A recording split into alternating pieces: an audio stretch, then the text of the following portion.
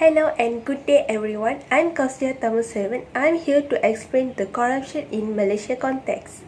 Corruption refers to a wide range of human action to comprehend the term's impact on an economy or a political system.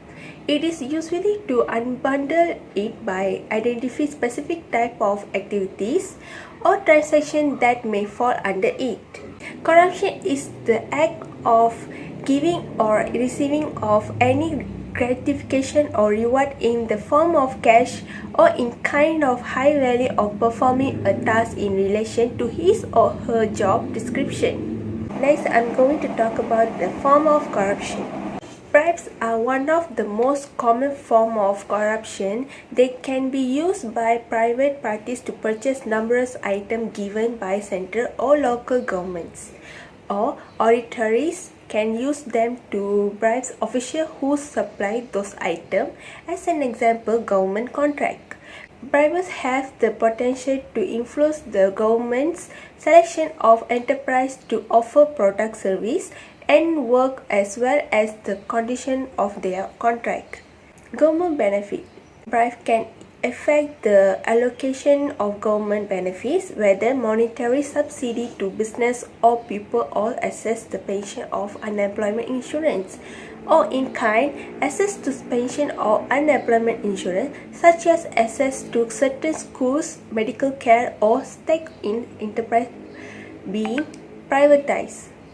Lower taxes. Bribes can be used to minimize the amount of taxes or other fee collected from private parties by the government. License bribe may be demanded or provided in exchange of the issuing of a license granting an exclusive right, such as a land development concession or the extraction of a natural resource. Time bribe may be provided to advance the government's proof of lawful action, such as company registration or building license. Bribe can also be obtained by threatening inactivity or delay. Legal outcome. Bribes can influence the result of the legal process in the case of private parties by influencing the government to disregard unlawful activities such as drug selling or pollution, or to favor one party over other in court case or other legal process. And that's it from me. Thank you so much. Next we go for 2.2 extortion. Most of the government consider extortion to be a criminal offense. It occurs when one person threatens another person with negative repercussions if requested, generally for cash, or not satisfied by the other person. Extortion may take a form of example refusing to grant custom clearance for equipment or supplies, or refusing to make payments or procedure required certificates. Threats of bodily violence are sometimes included in the threats. Next we go for 2.3 embezzlement. Embezzlement is a phrase that is frequently used to indicate the improper appreciation of cash that you have a duty to protect. A government official, for example, who divert public monies to his or private bank account, or account clerk who creates phantoms, workers on the company's payroll, and their wages into a personal bank account. It is sort of a thief. Typical incorporates an element of deception and should be separated from theft external, for example, breaking into someone's home and stealing certain things. Next we go for 2.4 fraud. Most governments consider fraud to be a criminal offense. It is also known as a deception at times. Fraud typically includes one or more people tricking another person or person in order to acquire a financial or other advantages. Person may be charged with fraud if they knowingly do the fraudulent conduct with full awareness of the fact. Alternatively, a person may be liable for fraud if she or he were careless about the condition.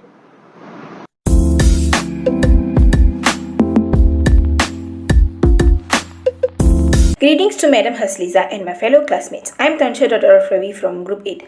Today I am going to present about the causes of corruption in Malaysia. The first cause is related to the political and economic environment. The political and economic environments have a profound impact on the phenomena of corruption. The more restricted and constrained economic activity in the country, the greater the authority and power of authorities in decision making, and the greater the risk of corruption because individuals are prepared to pay or offer money in order to circumvent constraints. There is a high risk of corruption, especially if officials are subject to regulation and have the ability to make decisions on their own. The second cause of corruption is related to professional ethics and legislation. Lack of professional ethics and ineffective legislation governing corruption as a criminal violation, as well as its prosecution and punishing, are also significant contributors to the emergence and spread of corruption. A significant influence comes from the ineffective sanctioning of corruption, which simply enhances the potential of those engaged, continuing the corruptive behaviors while also generating a considerable likelihood that others may participate in the corruption as a result of this ineffective sanctioning. The acquittal of 3 senior UMNO officials on corruption-related charges since June does not bode well for international perceptions of Malaysia's efforts to combat graft, now that the party is firmly back in power according to the analytics.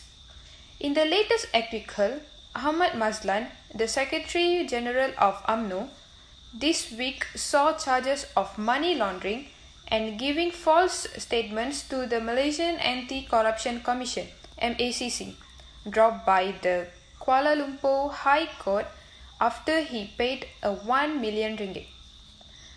UMNO was swept out of power in the 2018 general election by an opposition alliance, which campaigned on a platform of purging government of deep-seated corruption. The public has every right to be skeptical as to the reasons for his acquittal, said Tunku Mohar. Ahmad, a deputy finance minister under Najib's government, said he had the offer in October 2019 but decided to fight the charges in the court because of hefty fines that others had to pay compared with the actual amount of money alleged linked to the theft of funds from One Malaysia Development Berhad, 1MDB, a sovereign wealth fund established by Najib in 2000.